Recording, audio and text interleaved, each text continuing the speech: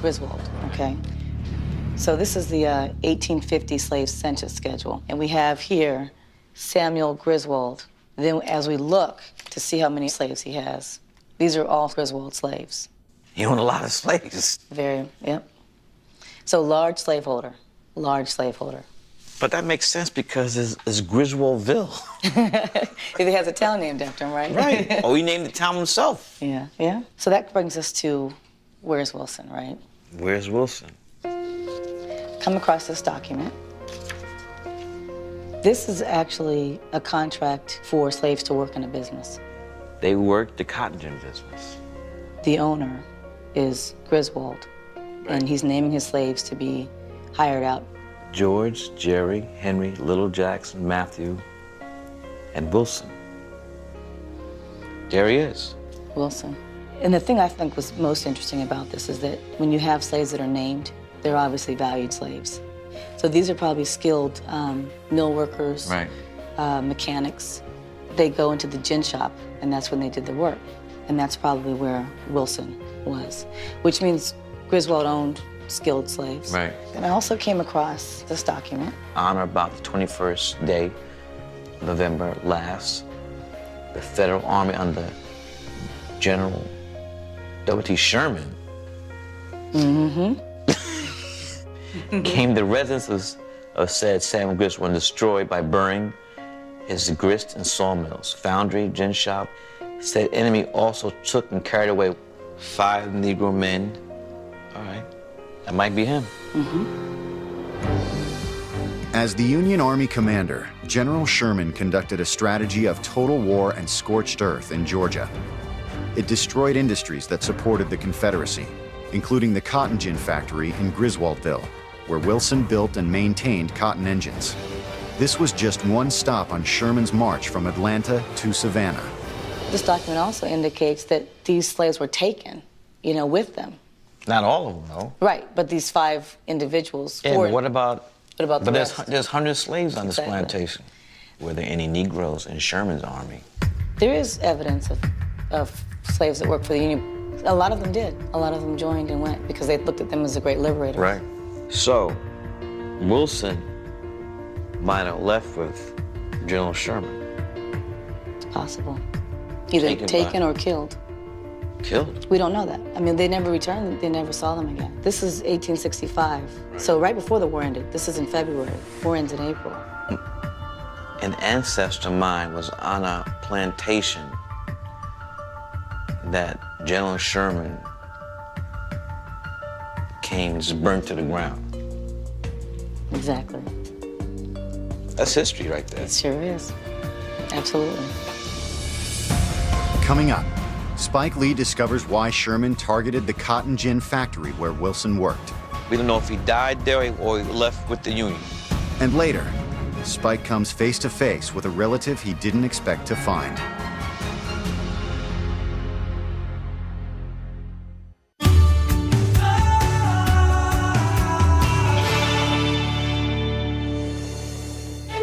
Spike Lee is on a mission to discover his mother's family's slave roots.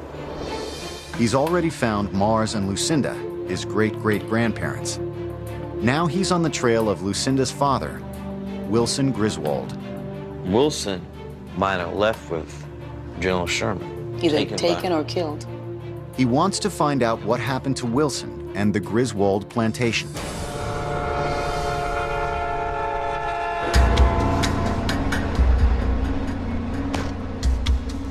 There's nothing left of Griswoldville now. There's just a street sign, train tracks, and a plaque commemorating the spot where the cotton gin factory once stood. The factory and the town were destroyed during the Civil War. The Confederate Pistol Factory. In 1862, to meet the pressing need of the Confederate States Army for revolvers of the Colt pattern, the Griswold Cotton Gin Company's plant on this site was converted to a pistol factory. This history is crazy. This is crazy. Not only were they slave owners, they were supplying Colt pistols for the Confederacy. And Wilson, my great great-grandfather worked there.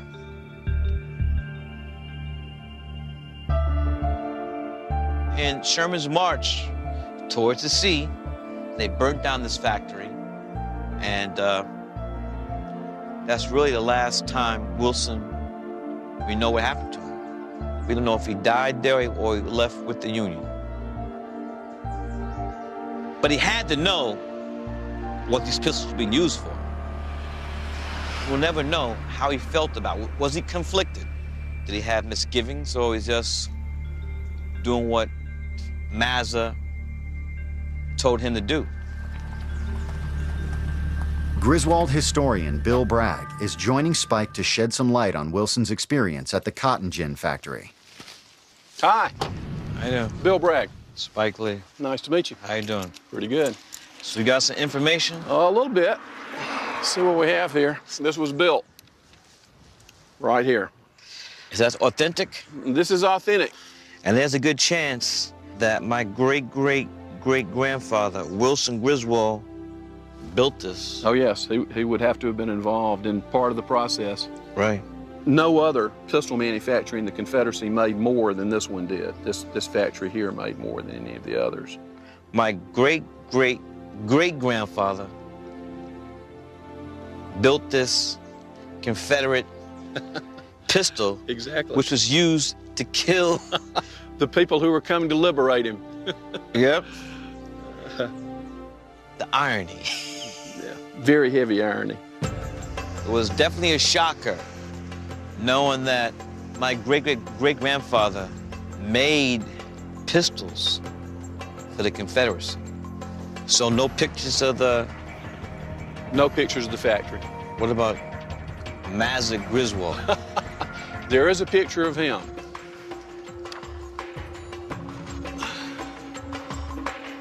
That's probably around 1860. He had a stroke by that time, and he doesn't look real happy. As my grandma would say. It's the only known picture of him? That's the only known picture. What about, what's his wife's name? Louisa. Louisa, you got a picture of her? There is a picture of her. Neither one of them look real happy. Woo. Now let me ask you a question. Wilson Griswold married a woman named Matilda. In the census, she's listed as mulatto. Is there a chance he was her father?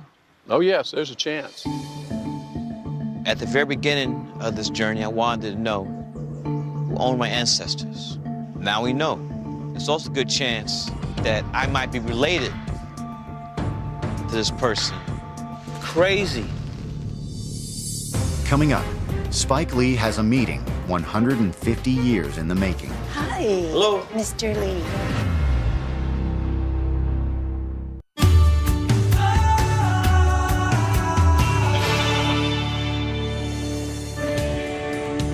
One of Spike Lee's biggest influences was his grandmother, Zimmy Retha.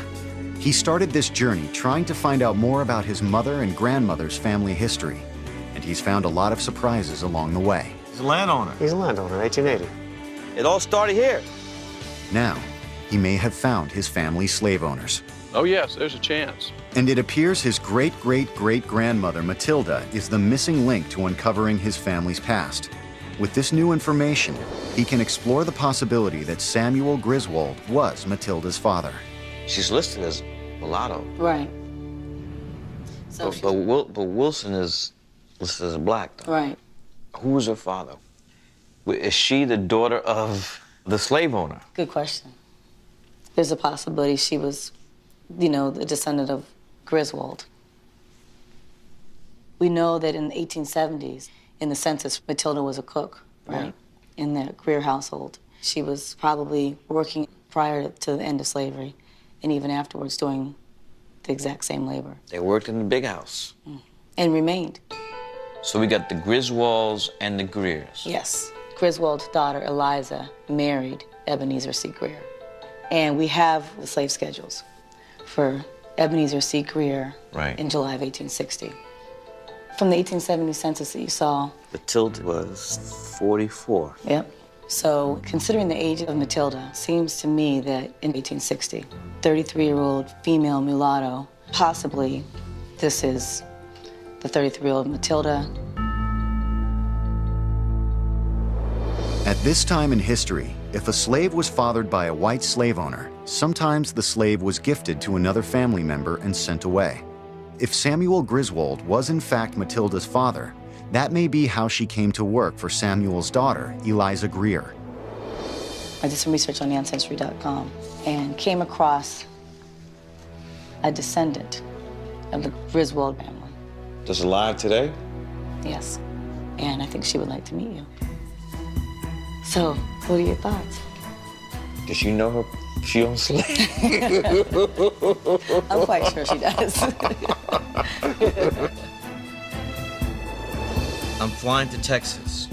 I'm about to meet a living descendant of Samuel Griswold, the man who owned my slave ancestor Wilson, and he may have possibly fathered his wife Matilda through rape.